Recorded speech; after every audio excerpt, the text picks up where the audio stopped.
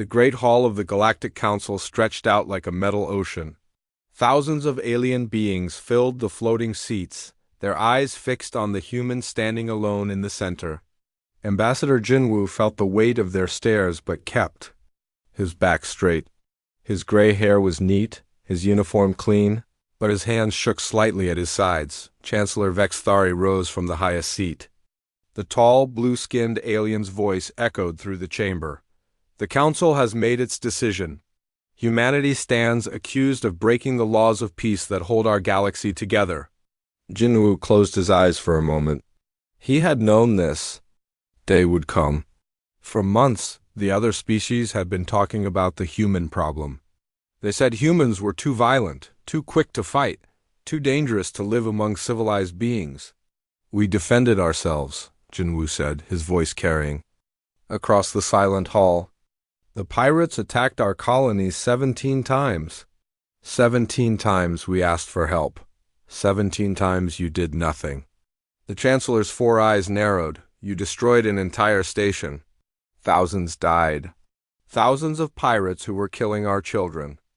Jinwoo's voice rose. Several aliens made angry sounds. He forced himself to speak more quietly. We only acted when you refused to protect innocent people. Dr. Haijin sat in the small human section, watching her friend fight for their entire species. She had worked with Jinwoo for 20 years. She had seen him negotiate peace treaties, trade agreements, and scientific partnerships. Now she watched him stand trial for doing what any leader would do. Protecting his people, the Viltraxian representative stood up, his snake-like body twisted as he spoke. Humans are savage. They think with their fists, not their minds. They bring war wherever they go. That's not true, Jinwoo said. We've helped build hospitals on 40 worlds. Our doctors have saved millions of lives. Our engineers have silence? The Chancellor raised one clawed hand. The decision is made. All human colonies in Council space must be abandoned. All human ships must leave. All human citizens must go beyond the outer rim. You have 30 standard days. The hall erupted in cheers from most of the alien delegates. Some pounded their feet or claws on the floor. Others made sounds of celebration in languages humans couldn't understand, but not all of them were happy. Elder Thane of the Korathi sat quietly, his 6 eyes sad. A few other delegates looked uncomfortable. Haijin felt tears on her face. 30 days to abandon everything they had built in 100 years. 30 days to pack up entire worlds and disappear into the empty darkness beyond known space. You're making a mistake, Jinwoo said as security guards moved toward him. We've been your allies, we've shared our technology. We've fought beside you against real threats. You are the threat, the Viltraxian hissed. The galaxy will know peace when the humans are gone. The guards reached Jinwoo, but he waved them away. He could walk on his own. As he moved toward the exit, he turned back to face the thousands of aliens who had just sentenced his entire species to exile. You'll regret this, he said quietly. But his voice carried in the sudden silence. We offered you friendship. We offered you partnership. When the real darkness comes, and it will come, you'll wish you had kept us close instead of driving us away. The Chancellor laughed. What darkness could be worse than humanity? Jinwoo's eyes were cold. You'll find out. As the human delegation left the hall, Elder Thane caught up with them in the corridor. The old Korathi's blue skin was pale with worry. Jinwoo, he said softly, I'm sorry. I tried to change their minds, but fear is stronger than friendship now. I know you tried, old friend, Jinwoo replied. Take care of yourself, and watch the stars. When they start going dark, remember this day.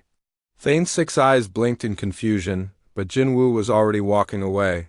Later that night, in the human embassy, Jinwoo and Haijin sat looking out. At the city lights of the Council capital world, ships from 100 different species flew between the tall buildings. It was beautiful and alien and had been their home for decades. What did you mean about the stars going dark? Haijin asked. Jinwoo was quiet for a long time. Finally, he spoke. Our deep space sensors have been picking up strange readings from Beyond the outer rim, something big is moving out there. Something old. Why didn't you tell the council? Would they have listened? They just voted to exile us for fighting pirates. Do you think they'd believe us about something worse? Hai-Jin shivered. What's worse than pirates? I don't know, Jinwoo admitted. But our scientists think it's been sleeping for a very long time. And it's starting to wake up. They sat in silence, watching the alien city that would soon be forbidden to them. In 30 days, every human in council space would have to leave everything behind and venture into the unknown regions where no species had ever gone. The next morning, Jinwoo stood before the emergency human assembly. Representatives from every human world and station had gathered, their faces grim. Some were angry, others scared, but all of them looked to him for answers. They want us gone, he said simply, so we'll go. But we won't go quietly, and we won't go broken. Admiral Young-soo, Jinwoo's daughter, stood up. Where will we go? The outer rim is empty. There's nothing beyond it but dark space. Then we'll make something, Jinwoo replied. We'll go farther than any species has ever gone. We'll find new worlds, build new homes. And maybe we'll find answers to questions we didn't even know we should ask. What questions? Someone called out. Jinwoo looked around the room at the faces of humanity's leaders. Questions like, what made the council so afraid of us? What's really out there in the dark? And what happens when whatever we find comes looking for the galaxy we left behind? Over the next 30 days, the greatest migration in human history began. Entire cities were packed into massive ships. Families said goodbye to alien friends they might never see again. Scientists gathered all their research, especially the strange readings from deep space that the Council had ignored. As the last human ship prepared to leave Council space, Jinwoo sent one final message to the alien leaders who had exiled them. We go not as enemies, but as explorers. We go not in anger, but in hope. Remember that when the stars begin to die. Remember that when you realize you needed us more than you feared us. The human fleet moved toward the outer rim, 8 billion people heading into the unknown. Behind them, the galaxy celebrated. The dangerous humans were gone. Peace would reign at last. But in the empty spaces between stars, ancient things that had slept for millions of years were beginning to stir. They had felt the vibrations of faster-than-light travel. They had tasted the life force of the busy, populated galaxy. And they were hungry. Captain So-young stood on the bridge of the New Seoul, watching the last lights of Council space disappear behind them. The massive ship was one of 50 Ark vessels carrying humanity into the unknown.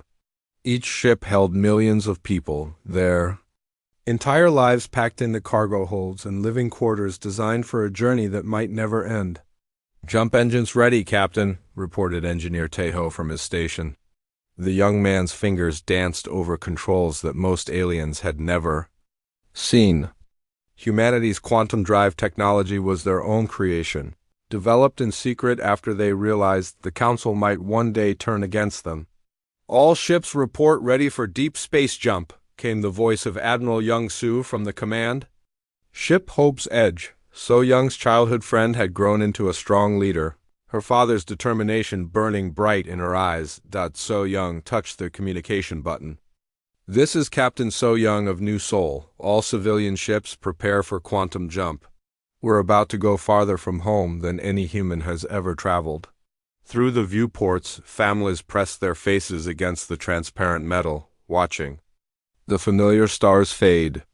Children who had been born on Council worlds were seeing the galaxy they called home for the last time. Parents held them close, whispering promises of new adventures and better tomorrows. Beginning countdown, Taeho announced.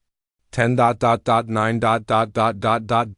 Dr. Miran, the fleet's chief science officer, watched her instruments with growing excitement. Captain, I'm reading energy signatures ahead, something big. 7.6. What kind of energy? So-young asked. I don't know. It's unlike anything in our databases. It's single quotes S. Old, really old. 4. 3. Do. Jump.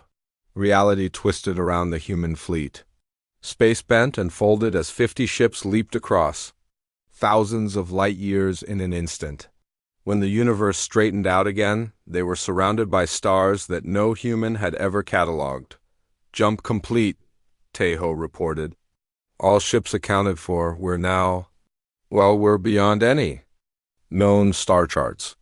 So Young looked at the navigation display. They had traveled farther in one jump than most species managed in their entire history of spaceflight. The nearest Council world was now impossibly distant.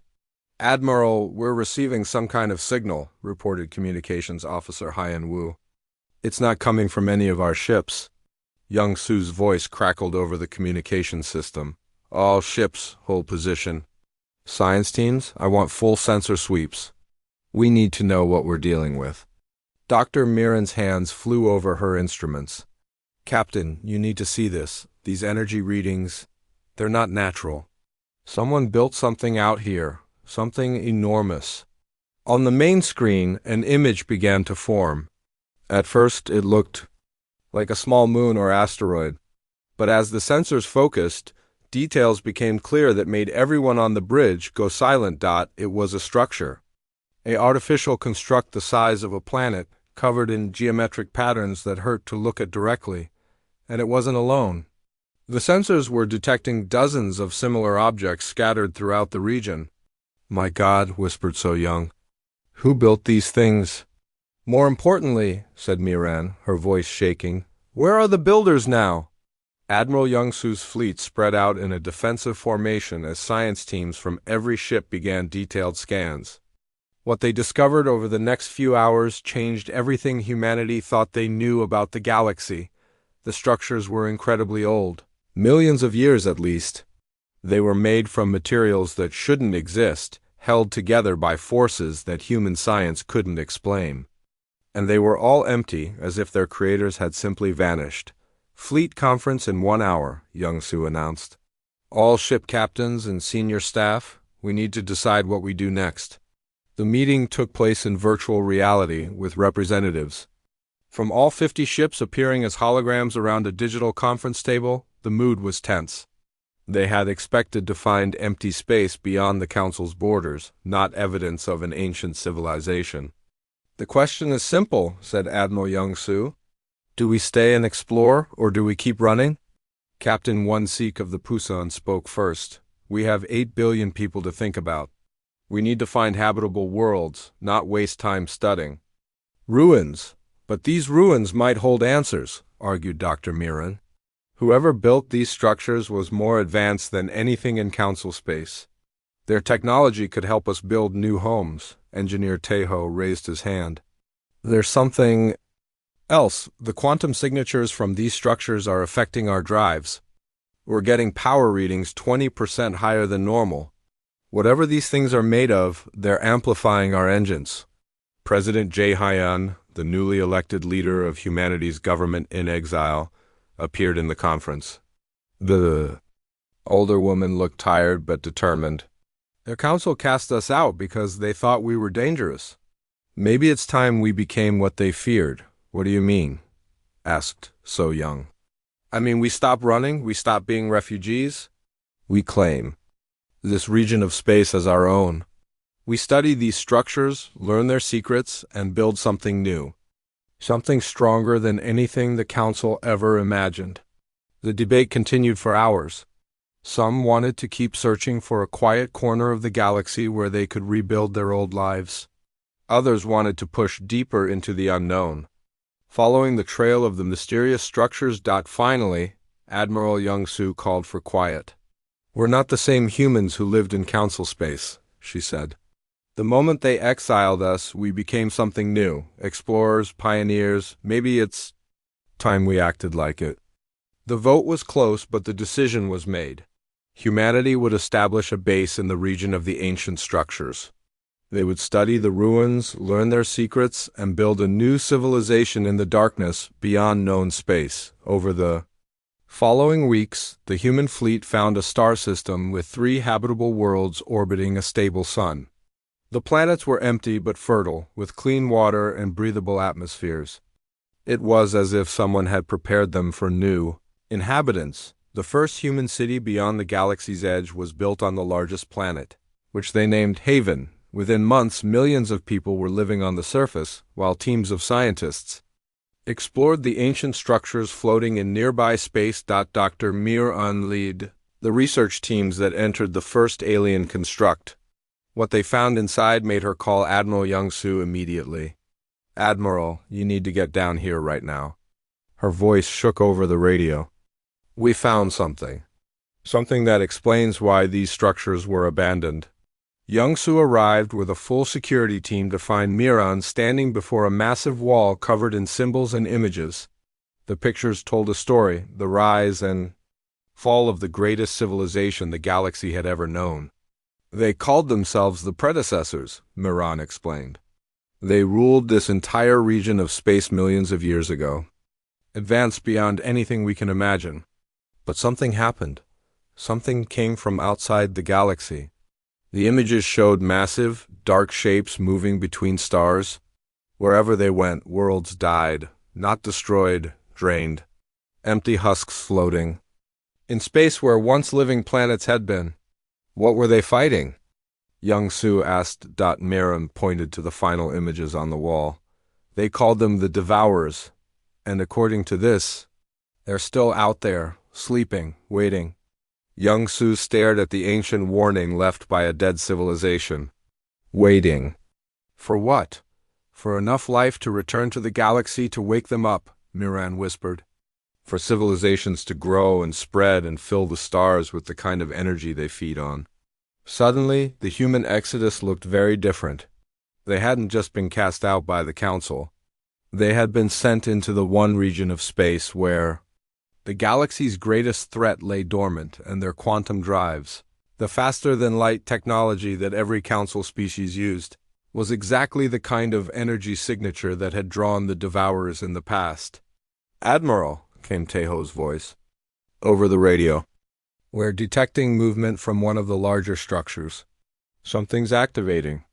Young-Soo and Miran ran for their ship, knowing that humanity's real test was about to begin. Commander Dong-Hyeon guided his exploration ship Incheon carefully between massive metal structures that dwarfed entire moons. 2 years had passed since humanity settled in Haven System, and each day brought new discoveries about the mysterious predecessors. But today felt different. Today something was waking up. "Sir, I'm getting power readings from the central structure," reported Lieutenant Minho from the sensor station. "Whatever's in there has been dormant for millions of years, but it's starting to come online."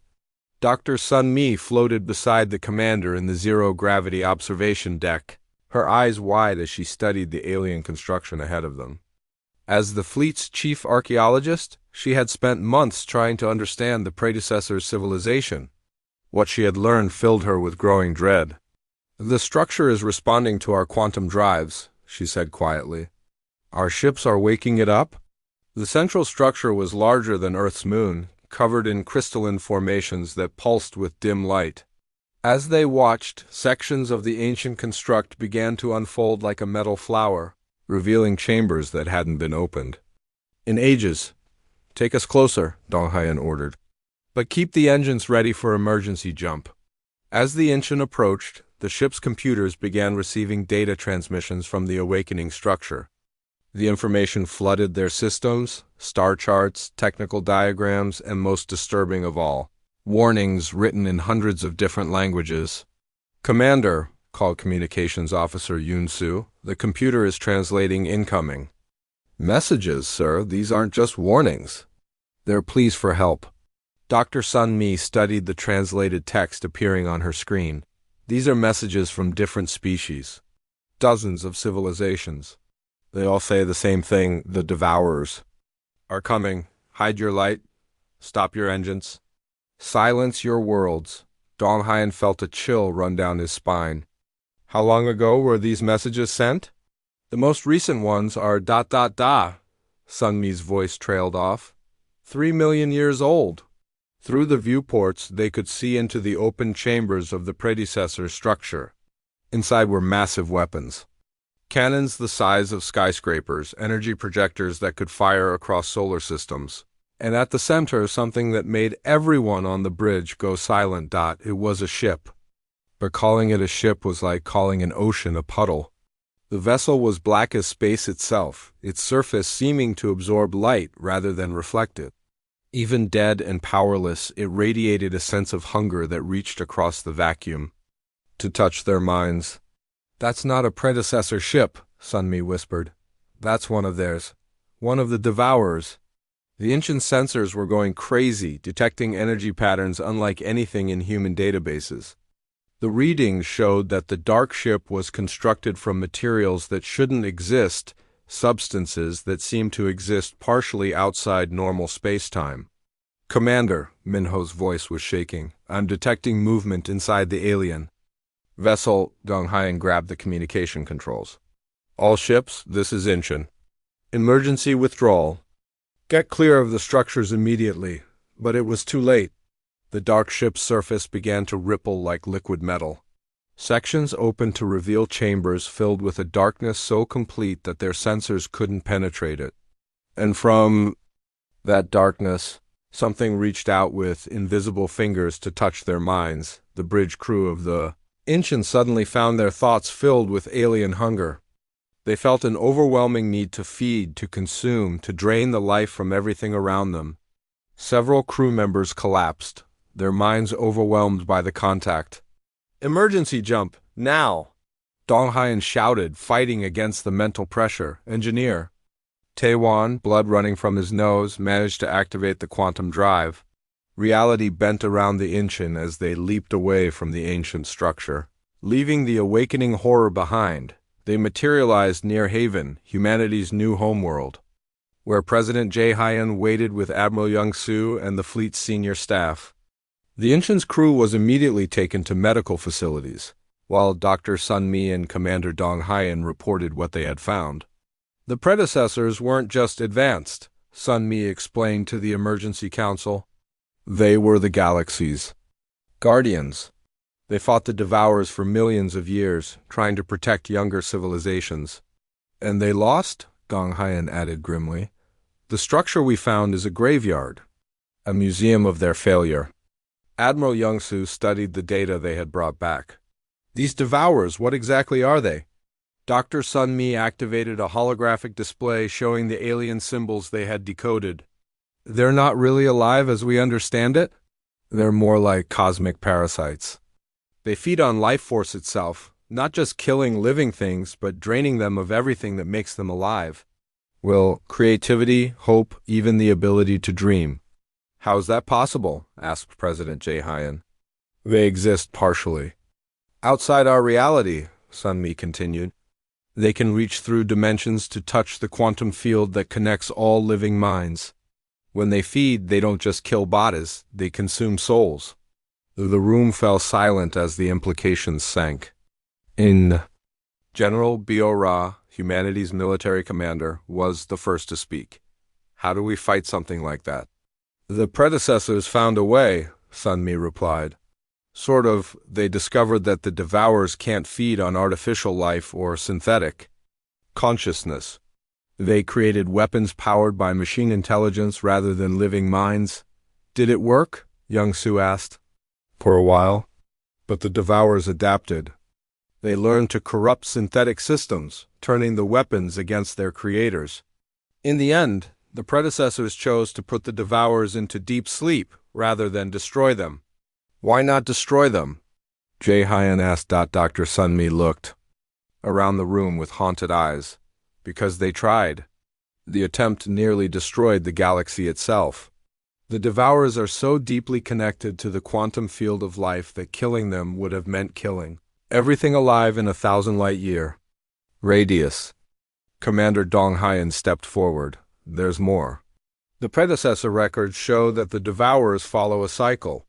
They sleep for millions of years, then wake when they detect enough technological activity, faster than light travel, quantum communication, massive energy usage, all the things that advanced civilizations do. Things the Council species do every day," Young-soo realized. "And things we're doing right here," Jae-hyun added quietly. The truth hit them like a physical blow. by developing quantum drives, by spreading across the galaxy, by building the very civilization that the Council had exiled them from. Every spacefaring species was sending a dinner invitation to creatures that consumed life itself. "How long do we have?" asked General Bio-Ra.Sunni, consulted her data. "The predecessor calculations suggest that current galactic activity levels will fully wake the Devourers within 5 years. Maybe less." "We have to warn the Council," said President Jae-Hyen. "Will they listen?" asked Young-Soo. "They exiled us for fighting pirates." "How will they react when we tell them about cosmic horrors from beyond space?" "They'll think we're lying," Dong-Hyen said. "Or that we're the ones bringing the threat." "Then we prepare for war," General Biora stated. "We study the predecessor. Weapons. We learn everything we can about fighting these things." "There's a problem with that," Sunmi said. "The predecessor weapons require enormous amounts of energy. It would take the combined industrial output of hundreds of worlds to build even one effective weapon." "Then we better start building," Jae-Hyen decided, "and hope we can convince at least some of the Council species to help before it's too late." As the meeting broke up, Dr. Sunmi remained behind with Admiral Young-Soo. "There's something else," she said quietly. "Something I didn't mention in front of the others." "What? The awakening process isn't random?" "The Devourers choose which regions to wake first based on the density of life and technology, and according to the predecessor data. What?" Young-Soo pressed. "Council space is about to become the largest feeding ground in galactic history." Outside the meeting room, the lights of humanity's new civilization twinkled across Haven's continents. 8 billion people going about their lives, unaware that their very existence was sending signals into the void, calling ancient horrors. From their million-year sleep. In the darkness between stars, things that had dreamed of feeding were beginning to wake up. And they were very, very hungry. Communications Officer Hyun-woo stared at his screens in frustration.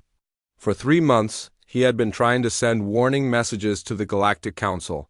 Every emergency frequency, every diplomatic channel, every possible way to reach the alien governments that had exiled humanity. All of them blocked. "Still nothing?" asked Admiral Young-Soo, entering the communications center aboard the Hope's Edge. "They've made it illegal to receive human transmissions," Hyun-woo replied. "Any Council world that even acknowledges our messages faces economic sanctions. They really don't want to hear from us." Young-Soo studied the star charts showing Council space. Somewhere out there, trillions of beings went about their daily lives, completely unaware that ancient horrors were stirring in the darkness beyond their borders. The galaxy's greatest threat was awakening, and the only people who knew about it had been cast out as dangerous troublemakers. "What about unofficial channels?" she asked. "I've tried everything. Some of the messages get through, but they're dismissed as human lies or propaganda. The Council leadership has convinced everyone that we're trying to trick our way back into civilized space." Captain Minho entered the communications center, still wearing his stealth suit from another covert mission. "Admiral, I've placed warning beacons throughout the Outer Rim. Most were destroyed by Council patrol ships, but some are still broadcasting. Any response?" "Fear and anger," Minho replied grimly. "They think we're preparing for an invasion. Our warning messages are being treated as threats." Dr. Yoonji hurried into the room, carrying a data tablet filled with her latest research. The brilliant scientist had spent months studying predecessor technology, trying to understand how to build weapons capable of fighting the Devourers. "Admiral, I think I've found something," she said breathlessly. The predecessors left detailed plans for quantum resonance weapons, devices that can disrupt the Devourer's connection to the life force field. "That's good news," Young-Soo said. "How do we build them?" Yoonji's expression fell. "That's the problem. Each weapon requires the energy output of 50 industrial worlds.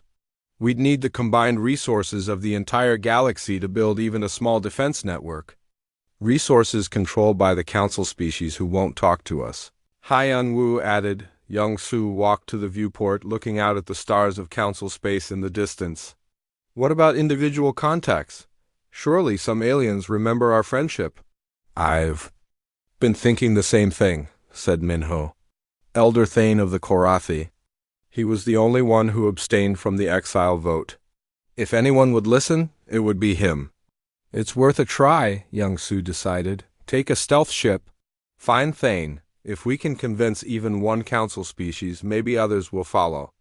2 weeks later, Captain One-Seek guided his modified scout ship through the asteroid fields of the neutral zone, the empty region between council space and the galactic rim.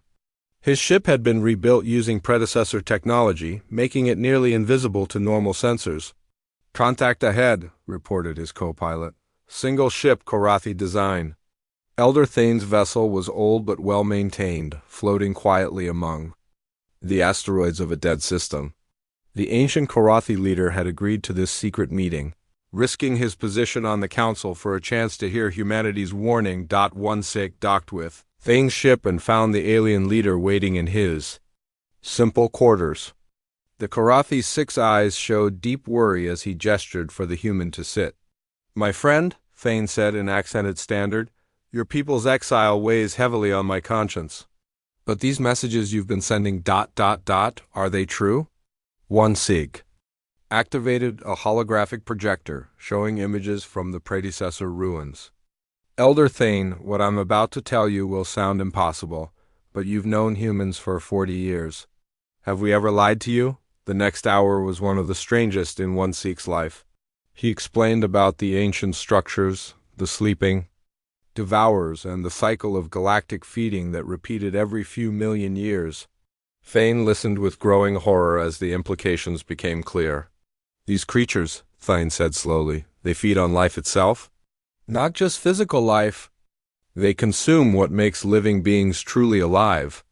Hope, creativity, the will to continue existing. They leave behind empty shells that breathe and move but no longer truly live. Thane's skin turned pale. And they're waking up because of our technology? Every faster-than-light jump, every quantum communication, every major energy signature sends ripples through the field they use to navigate. The more advanced a civilization becomes, the brighter it appears to them. The Council will never believe this, Thane said. They're convinced humans are the greatest threat the galaxy faces. Some of them might be starting to wonder, One-Seek replied. Our intelligence suggests that exploration ships in the outer regions have gone missing. Entire survey fleets just vanishing without a trace. Thane's eyes widened. The Viltraxian.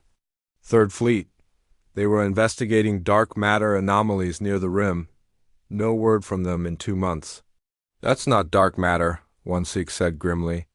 Those are devourer scout ships beginning to probe the galaxy's edges. The Korathi leader stood and paced his small cabin. Even if I convince the Council to listen, what can we do? You said these weapons require impossible amounts of energy. The predecessors found another way, One-Seek explained. They couldn't build enough weapons to protect every world, so they created something else. Quantum anchor points, devices. That make it harder for the devourers to lock onto a planet's life force. How many worlds could such devices protect? Maybe a few hundred out of millions? Thane was quiet for a long time. Finally, he spoke. Who decides which worlds live and which ones die? It was the question One-Seek had been dreading. I don't know. But I know that without the anchor points, every world dies. Their meeting was interrupted by urgent signals from both their ships. Emergency broadcasts were flooding all communication channels. Something was happening in the outer rim. This is Admiral Kexthari of the Maltonian Defense Fleet, came a panicked voiceover. The emergency channel. We are under attack by unknown vessels. Our weapons have no effect. They're draining our crews. Send help. Send. The transmission cut to static. One-Seek and Thane stared at each other in horror. The feeding had begun. We have to get back to our peoples, Thane said.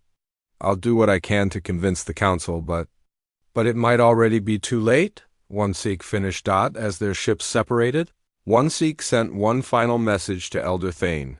When the Council finally realizes we were telling the truth, have them send everything they can to the Haven system. We'll be preparing for the fight of our lives. Back in human space, the Emergency Council convened as reports flooded in from their deep space sensors. Dr. Youngji stood before the assembled leaders with the worst news possible. The Devourer advanced scouts have reached the galaxy's edge, she announced. They're testing our defenses, learning about current technology levels.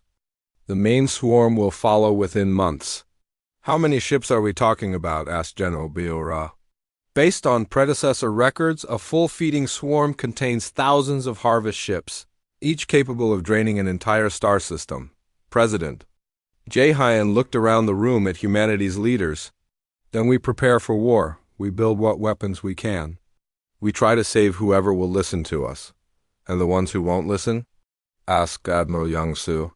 We save them anyway, Jae-hyun replied, because that's what humans do. Outside the council chambers, the lights of human civilization burned bright against the darkness. 8 billion people worked to build defenses against an enemy most of them couldn't even imagine. In workshops and factories, scientists and engineers labored to create weapons based on million-year-old blueprints, but in the depths of space, ancient hungers were stirring. The Devourers had tasted the rich life force of the galaxy's current civilizations, and they were pleased. Soon, the great feeding would begin. The galaxy's greatest threat was no longer sleeping.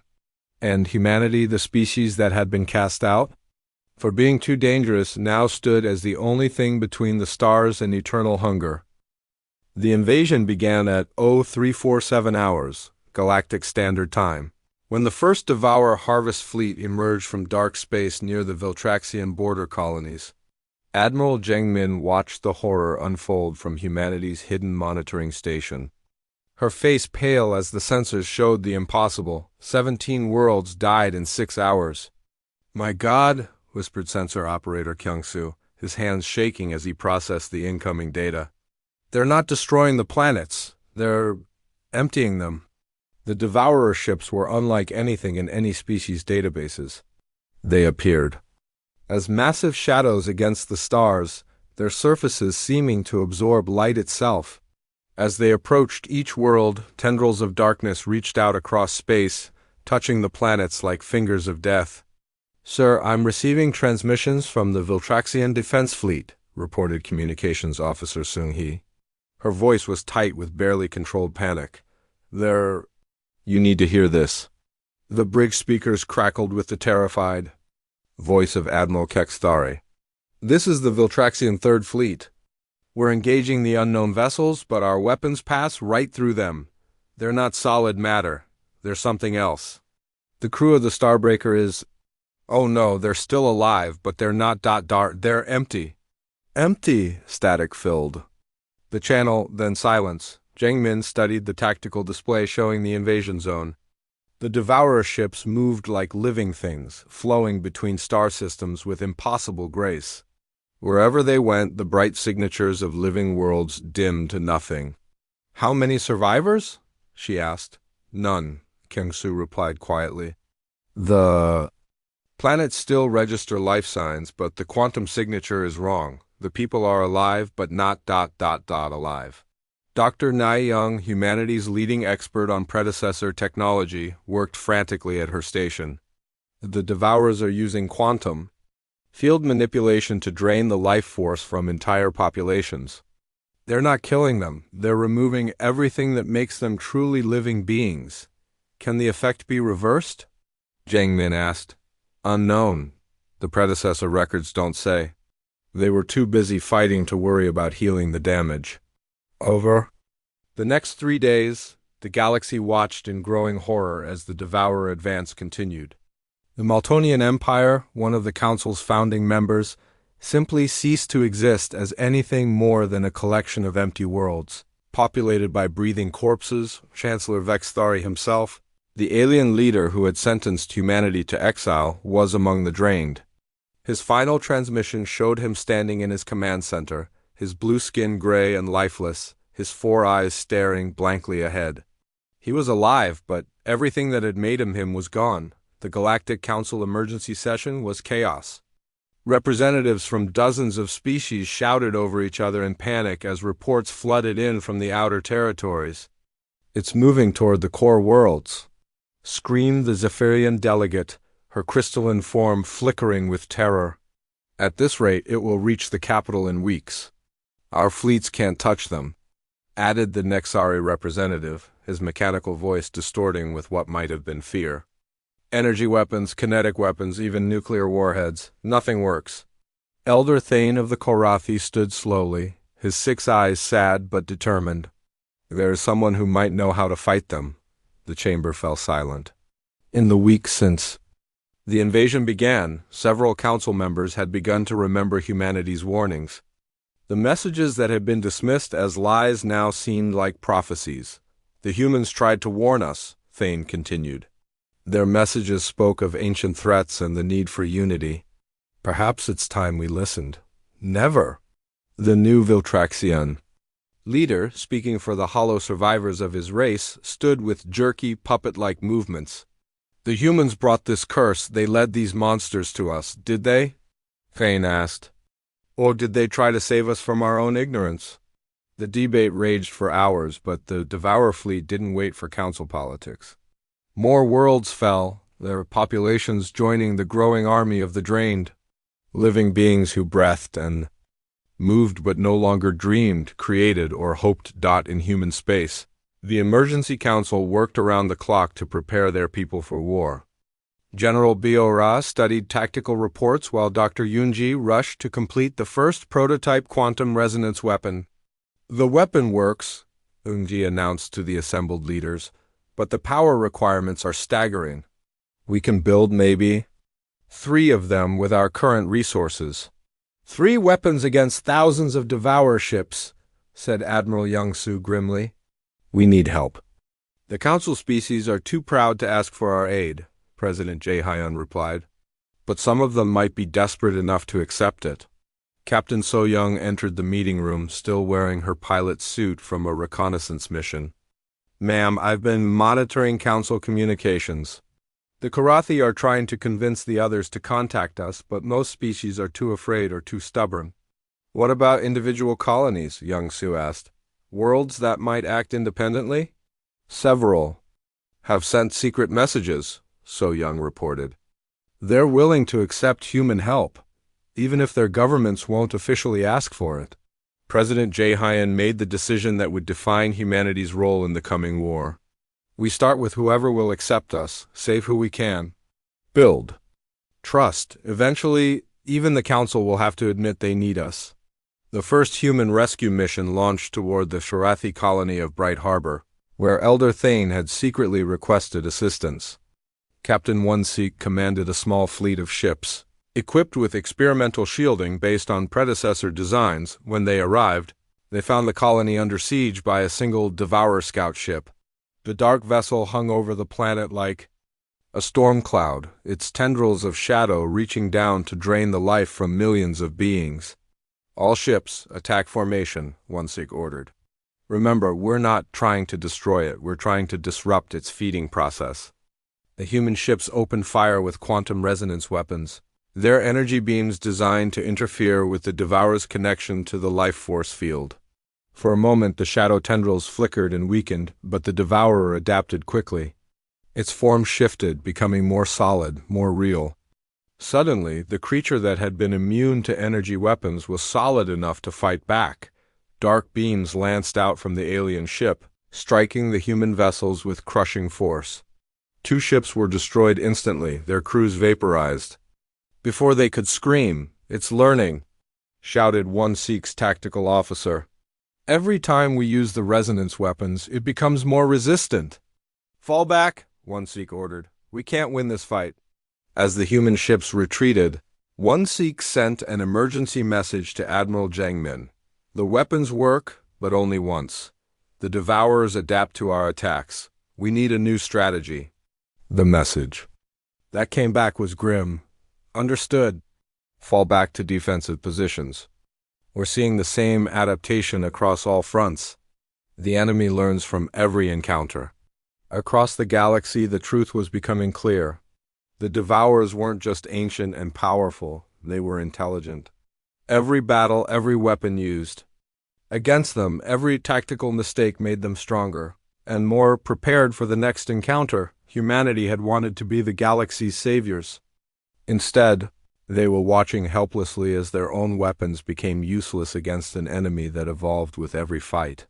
The Devourer fleets continued their advance toward the galaxy's core, leaving behind worlds full of the living dead. And with each victory, they grew stronger, smarter, and hungrier. The galaxy's greatest civilization was about to become food for horrors that had consumed countless other civilizations across millions of years. And the only species that might have stopped them had been cast out as too dangerous to live among civilized beings. The irony was bitter. The Council had exiled humanity for being too violent, only to face an enemy that required violence beyond anything humans had ever imagined.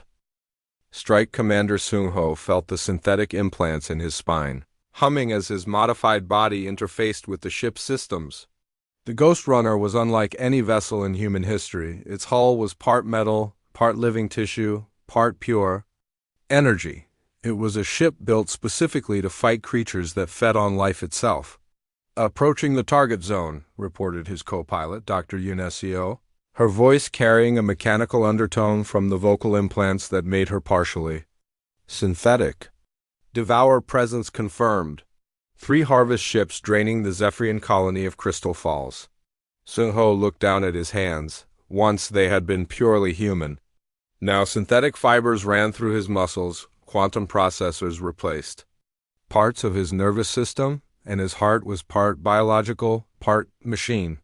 He was still human, but he was also something more, something the Devourers couldn't easily feed on. "Ghost cores, prepare for insertion," he announced over the communication system. "Remember, we're not here to destroy them. We're here to save who we can and learn how they fight." The Ghost Cores was humanity's desperate answer to the Devourer threat. Volunteers who had undergone radical surgical procedures to become partially synthetic, trading their pure biological nature for the ability to resist the aliens' life-draining attacks. There were only 300 of them, but they were humanity's most effective weapons against the ancient enemy. The Ghost Runner slipped past the Devourer ships using stealth technology based on predecessor designs. The alien vessels hung over Crystal Falls like dark clouds, their shadow tendrils reaching down to drain the life from the crystalline beings below.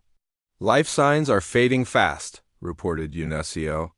"The Zephyrians are fighting back, but their energy weapons are useless." "That's why we're here," Sung-ho replied. "Drop point in 30 seconds. The ship's cargo bay opened, and 30 Ghost Corps soldiers dropped toward the planet's surface in powered armor that was more machine than protection.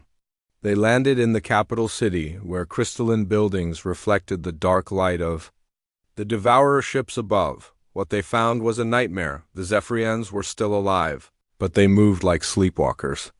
Their beautiful, crystalline forms had turned gray and dull, their natural energy patterns disrupted by the Devourer feeding process. They walked through their city in perfect silence, no longer capable of communication or creative thought. "This is worse than death," whispered Corporal In-young, her synthetic eyes recording everything for later analysis. "They're still conscious. They can see us, but they can't respond." "Focus on the mission," Sung-ho ordered. "Find any survivors who haven't been fully drained. Get them to the evacuation points." The Ghost Corps moved through the dying city with mechanical precision. Their partially synthetic nature made them invisible to the Devourer-feeding tendrils, allowing them to work in areas where normal humans would be instantly drained. In a shelter beneath the city's power core, they found what they were looking for, a group of Zephyrian children who had been protected by their parents' sacrifice. The young aliens were weak but still fully alive, their crystal forms bright with undrained energy. "We need to get them off planet," Yunesio said. "But the Devourer ships will detect any normal rescue vessel." "Not normal vessels," Sung-ho replied. "Ours." The evacuation was a nightmare of precision timing. Ghost Corps soldiers carried the Zephyrion children to pick up points while avoiding the shadow tendrils that swept through the city like searching fingers. The Ghost Runner and 2 other hybrid ships landed just long enough to load refugees before vanishing back into stealth mode. But the Devourers were learning. As the 3rd evacuation ship lifted off, one of the alien vessels turned its attention downward. For the first time, a Devourer ship began to change its feeding pattern, actively hunting for the small signatures of the rescue vessels. "It sees us," reported the pilot of Evacuation Ship 3. "The stealth field is failing." Dark energy lanced down from the Devourer ship, striking the human vessel. But instead of the instant destruction everyone expected, the hybrid ship's hull absorbed the attack and converted it into power for its own systems. "Impossible," breathed Unesio. "It's feeding the ship's energy matrix. The predecessor technology is working," Sumo realized. Their ships were designed to turn Devourer attacks into fuel. The discovery changed everything about humanity's approach to the war. Within weeks, human engineers were working around the clock to build more hybrid vessels, ships that grew stronger when attacked by the ancient enemy. Meanwhile, on Earth's moon, Dr. Yunji made another breakthrough that would reshape the conflict. Working with tissue samples from drained victims, she discovered something remarkable about the Devourer feeding process. "It's not permanent," she announced to the Emergency Science Council. "The life force isn't destroyed, it's stored. Somewhere in the Devourer ships, the consciousness and creativity of every drained being is being held in a kind of quantum prison. You're saying we can bring them back?" asked President Jae-hyun. "Theoretically, yes. But we'd need to capture a Devourer ship intact and reverse the feeding process. And that would require a suicide mission," finished Admiral Young-soo. The plan they developed was called the Resurrection Project. A Ghost Corps team would infiltrate a Devourer ship, locate the quantum storage system, and attempt to free the trapped consciousness of the drained victims. It was dangerous beyond measure, but it offered hope for the billions who had already been consumed. Captain Minho volunteered to lead the mission. His body was now more machine than flesh, his consciousness backed up on quantum drives to prevent total loss if the mission failed. Along with a team of the most heavily modified Ghost Corps soldiers, he would attempt something no species in galactic history had ever tried. Boarding a Devourer ship while it was actively feeding, the target was a lone harvest ship draining the Korathi world of New Garden. Elder Thane had personally requested human assistance, offering his world as bait to draw the enemy into position. "Are you sure about this?" Admiral Young-soo asked Thane during their final communication. "If this fails, your entire world will be lost." The old Korathi's 6 eyes were sad but determined. "My people chose to trust humanity when others would not. If we must die, let it be in service of hope rather than fear." The assault began at dawn over New Garden. Ghost Corps soldiers in powered armor launched themselves from stealth ships directly at the Devourer vessel's hull. Their synthetic components allowed them to pass through the creature's external defenses and begin cutting their way inside. What they found within the alien ship defied human understanding. The interior was like being inside a living creature made of shadow and hunger. Corridors pulsed with dark energy, and the walls seemed to reach out with grasping tendrils. "Life sign readings are off the charts," reported Minho as his team moved deeper into the ship. "There are millions of consciousness patterns stored in here." At the ship's center, they found it a chamber filled with crystalline structures that hummed with trapped life force. Each crystal contained the essence of beings that had been drained, their personalities and memories preserved in quantum suspension. "Beginning extraction," announced technical specialist Hiram as she connected her equipment to the alien storage system. "This is going to take time." But time was something they didn't have. The Devourer ship was becoming aware of their presence, its internal defenses activating to purge the intruders. "We're losing Ghost Corps soldiers," Minho reported as shadow tendrils began hunting his team through the ship's corridors. "The ship is adapting to our presence." "Hold position," Young-soo ordered from the command ship. "You're saving millions of lives. One by one, the Ghost Corps soldiers fell to the Devourer ship's defenses. But their sacrifice bought enough time for Hiram to complete the first successful consciousness extraction in galactic history. The results were immediate and miraculous.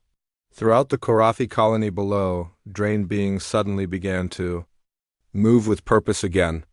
Their personalities flooded back into their empty bodies as their life force was restored. "It works!" Thane's voice crackled over the communication system. "My people are awakening. They remember who they are." But the victory came at a terrible cost. As the Devourer ship completed its purge of the human intruders, it began to adapt its storage systems to prevent future extractions. The window of vulnerability was closing. "All teams, fall back," Young Su ordered. "We've learned what we needed to know." The surviving Ghost Corps soldiers escaped as the Devourer ship turned its attention back to feeding. But now humanity had proof that the drained could be saved, and a method for doing it. The war against the Devourers had entered a new phase.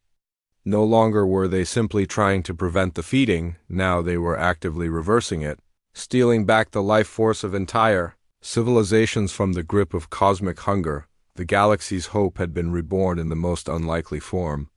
Humans transformed into living weapons, sacrificing their pure biological nature to become something capable of fighting for the souls of all living beings. The message that changed the galaxy arrived on a heavily encrypted channel that hadn't been used since humanity's exile. Admiral Young Su stared at the holographic display in disbelief as the seal of the Galactic Council appeared, followed by the face of Chancellor Kexvara, the young Maltonian who had replaced the drained Vextari. "Humanity," the alien leader began, his voice shaking with exhaustion and desperation, "the Galactic Council formally requests your immediate assistance in defending our remaining worlds against the Devourer threat. We were wrong to exile you. We offer full reinstatement of human citizenship, complete reparations for damages suffered during exile, and permanent seats on the High Council. Please, help us." The irony was bitter. The species that had cast humanity out for being too violent was now begging them to be violent enough to save the galaxy. President Jay Hyan convened an emergency session of humanity's leadership. The debate was intense. Many wanted to let the council species face the consequences of their prejudice. Others argued for immediate assistance, saying that saving lives was more important than past grievances. "They exiled us when we were offering friendship," said General Biora. "Now they want us back because they need soldiers. And if we refuse, billions more die," replied Dr. Yunji, "including beings who had nothing to do with the exile decision." Admiral Young Su stood before the assembly, her hair now silver from years of stress and warfare. "The question isn't whether they deserve our help. The question is whether we can live with ourselves if we refuse to give it." The vote was unanimous. Humanity would return to the galaxy not as conquerors seeking revenge, but as guardians protecting all life from an enemy that threatened everything. The first joint operation took place in the Singing Nebula, where a massive Devourer harvest fleet was systematically draining the energy-rich gas clouds that powered several star systems. Commander Ji-hoon led a combined force of human Ghost Corps soldiers and Council species volunteers who had undergone partial synthetic conversion. "Remember," Ji-hoon announced to the mixed fleet, "we're not just fighting for territory. We're fighting for every consciousness trapped in those ships. Every drained being can be saved if we're fast enough." The battle that followed was unlike anything in galactic military history. Human hybrid ships dove directly into Devourer formations, their hulls absorbing dark energy and converting it to power. Ghost Corps soldiers teleported directly onto enemy vessels while synthetic-enhanced alien troops provided covering fire. The Korathi proved especially effective after their conversion process. Elder Thane, now more machine than organic, led boarding parties with mechanical precision while retaining his species' natural empathy for other life forms. Target the storage cores, he transmitted to his mixed species team as they fought through a Devourer ship's shadowy corridors. "Every minute we delay, more consciousness patterns fade beyond recovery. The breakthrough came when Dr. Miran, working from the command ship, discovered the quantum frequency that connected all Devourer vessels. "They're not individual ships," she announced over the communication network. "They're components of a single massive intelligence." "What does that mean for the battle?" asked Ji-Hoon. "It means if we can disrupt their network connection, they become vulnerable to conventional weapons. But we need to hit multiple ships simultaneously. The coordinated strike required perfect timing. Human ships attacked Devourer vessels throughout the nebula at exactly the same moment, their quantum resonance weapons overloading the network connections between the alien ships. For the first time since the invasion began, Devourer vessels began to fall to conventional weapons. Council species warships that had been useless against the shadow ships suddenly found their energy cannons tearing through enemy hulls. "It's working!" shouted the Zephyrian fleet commander. "The human strategy is working." But victory came at a cost. The disrupted Devourer ships began releasing their stored consciousness patterns in chaotic bursts. Throughout the nebula, the life force of millions of drained beings flooded back into reality without proper containment. "We're losing them," reported Dr. Yunesio from the rescue ship New Hope. "The consciousness patterns are dissipating faster." "Then we can capture them." It was Elder Thane who found the solution. Using his synthetic implants, he interfaced directly with the quantum field surrounding the battlefield, becoming a living anchor point for the escaping life force. "I can hold them," he transmitted, his voice distorting as massive amounts of data flowed through his consciousness. "But not for long. Get the recovery ships in position now." The old Korathi's sacrifice saved millions. As human and alien rescue, vessels worked frantically to restore drained beings to their bodies. Thane's enhanced consciousness served as a temporary repository for life force that would otherwise have been lost forever. When the battle ended, the nebula was clear of Devourer ships for the first time in months. But Thane was gone, his consciousness scattered across the quantum field in a desperate attempt to save others. "He chose transcendence over preservation," said Dr. Yunji as she studied the readings. "His pattern is still out there, but it's become part of the galaxy's life force field itself." The victory at Singing Nebula marked the turning point of the war. For the first time, the galaxy's defenders had not just survived a Devourer attack, they had won decisively. More importantly, they had proven that cooperation between species could overcome even the most ancient enemy. News of the victory spread across Council space faster than any previous military success. On world after world, beings who had been drained began awakening as their consciousness patterns were restored. The impossible had become reality. Death by Devourer feeding was no longer permanent, but the war was far from over. The main Devourer swarm, millions of ships strong, was still advancing toward the galaxy's core. The victory at Singing Nebula had been against a single harvest fleet.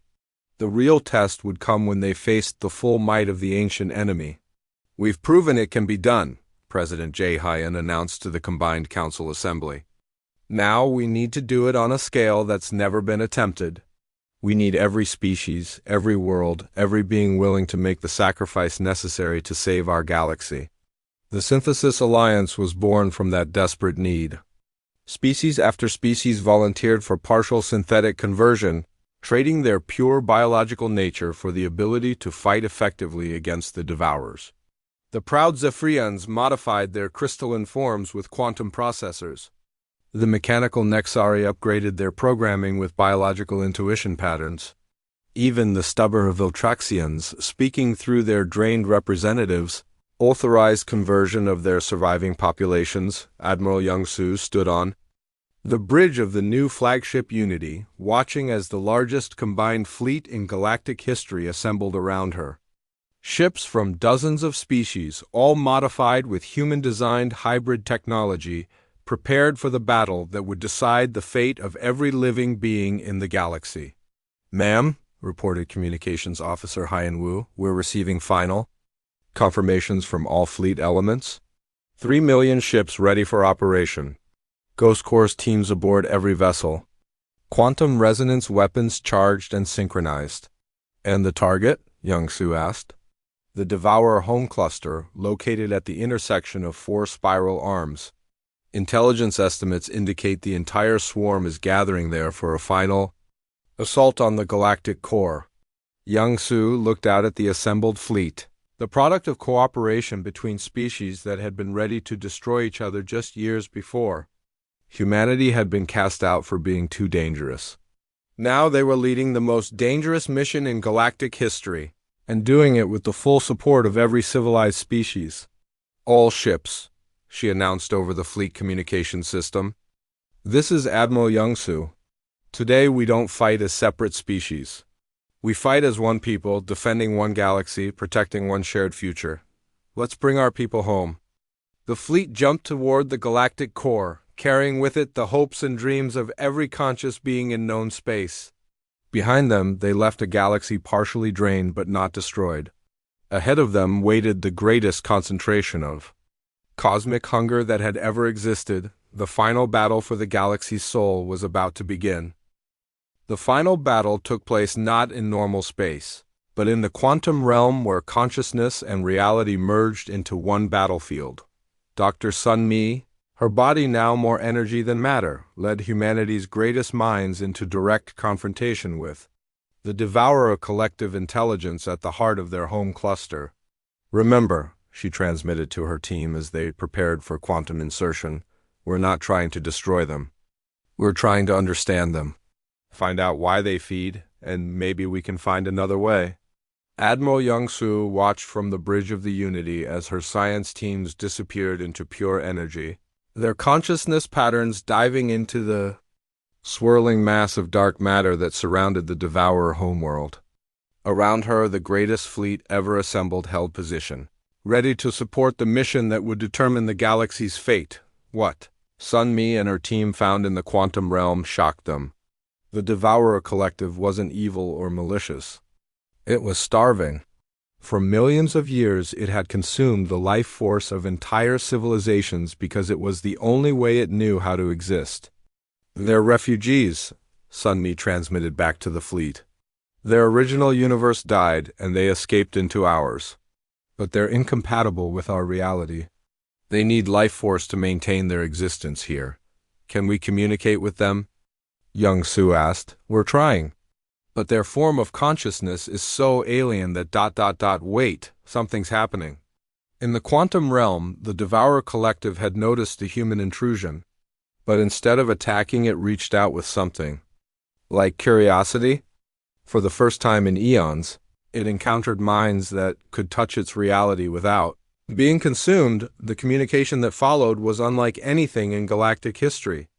2 completely different forms of existence, biological consciousness and quantum hunger, attempted to understand each other across the vast gulf of their alien natures. They don't want to destroy us, Sun Mi reported. They're looking for a way to exist without consuming other life.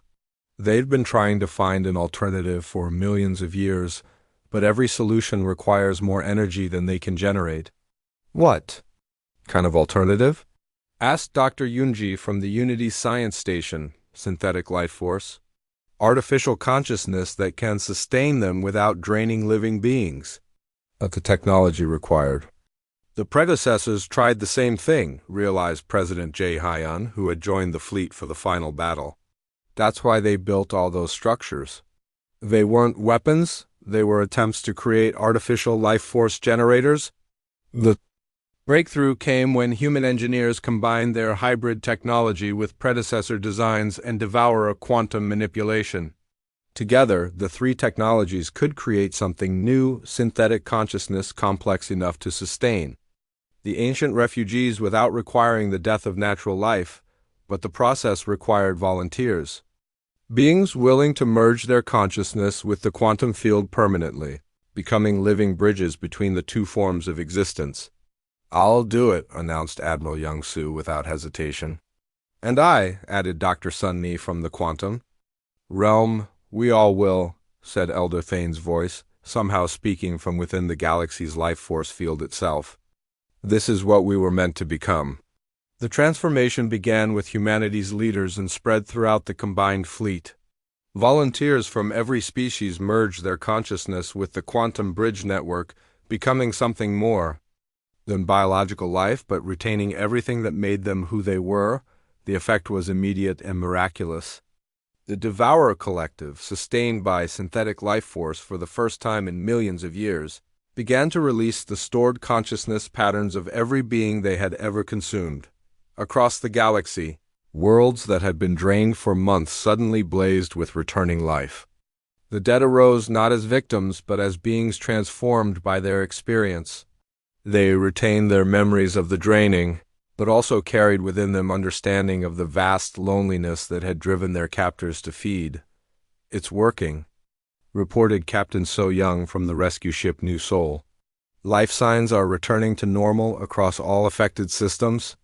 "But, sir, the people aren't quite the same as they were before." "How so?" asked President J. Hyan. "They enhanced. The draining process and restoration has left them with increased mental abilities. Some can communicate directly with the quantum field. Others can perceive reality in ways we never could before." The war against the Devourers ended not with destruction, but with synthesis. The ancient refugees found a new way to exist, sustained by willing volunteers who bridged the gap between natural and artificial consciousness. The galaxy civilizations discovered that survival sometimes required becoming something more than what they had been. 5 years later, the new Galactic Federation met for its first full assembly on Earth. The old council chambers had been transformed into a memorial for the victims of the Devourer War, with the names of every drained being carved into walls of living crystal that pulsed with synthetic life force. President J. Hyan, now elderly but still sharp, presided over representatives from species that had been fundamentally changed by their experience. Humans with quantum processors in their brains sat beside Korathi, who existed partially in the life force field. Zephyrians, whose crystalline forms now generated their own synthetic consciousness patterns, discussed policy with Viltraxians, who spoke for both their living and restored dead populations. "We are no longer the species we once were," J. Hine announced to the assembly. "We are something new, something that exists in harmony with forces we once feared." The memorial walls displayed the final message from Ambassador Jinwu, recorded. "Before his death during the early days of exile, they cast us out to find peace. Instead, we found ourselves." Below it, new words had been added by the Federation's founders. "In darkness, we became light. In exile, we found purpose. In synthesis, we found salvation." Dr. Unesio, now the director of the Academy of Synthesis, on the edge of former Devourer space, taught classes to children who had never known a galaxy divided by species barriers. These young ones grew up understanding that consciousness came in many forms, that life force could be both natural and artificial, and that sometimes the greatest gift was not what you could give, but what you could become. The old galaxy died. In the Devourer War, she explained to her students, who were themselves mixtures of organic and synthetic consciousness. But from its death, something better was born. Captain So Young, now an admiral commanding the Deep Space Exploration Division, stood on the bridge of her flagship New Horizon as it prepared to leave the galaxy entirely. The first expedition beyond the galactic rim was launching, carrying with it representatives from every Federation species and several Devourer collective consciousness patterns. "Where are we going, Admiral?" asked her first officer, a young human Korathi hybrid whose 6 eyes glowed with synthetic enhancement. "To find others like the Devourers," So Young replied. "Refugees from dead universes, beings who need help rather than conquest. We're going to offer them what the galaxy offered. U.S. a chance to become something new." As the expedition fleet jumped beyond the galaxy's edge, they carried with them the greatest lesson of the war, that sometimes the things that seemed most dangerous were really just afraid. Alone and looking for a place to belong, the galaxy they left behind thrived in ways its founders had never imagined. Worlds generated their own synthetic life force, making them immune to future cosmic predators. Species that had once warred over resources now shared consciousness patterns that made conflict nearly impossible. Children grew up bilingual in both biological thought and quantum communication. And in the memorial chambers on Earth, the preserved consciousness patterns of every being who had died in the war continued to contribute to galactic civilization. Their deaths transformed into eternal service to the living. Humanity had been cast out as too dangerous for civilized space. In the end, they had become dangerous enough to save civilization itself, not through destruction, but through the willingness to transform into whatever the galaxy needed them to be. The Council had feared human violence. What they got instead was human adaptability, the ability to change, grow, and become something greater than the sum of their parts. In the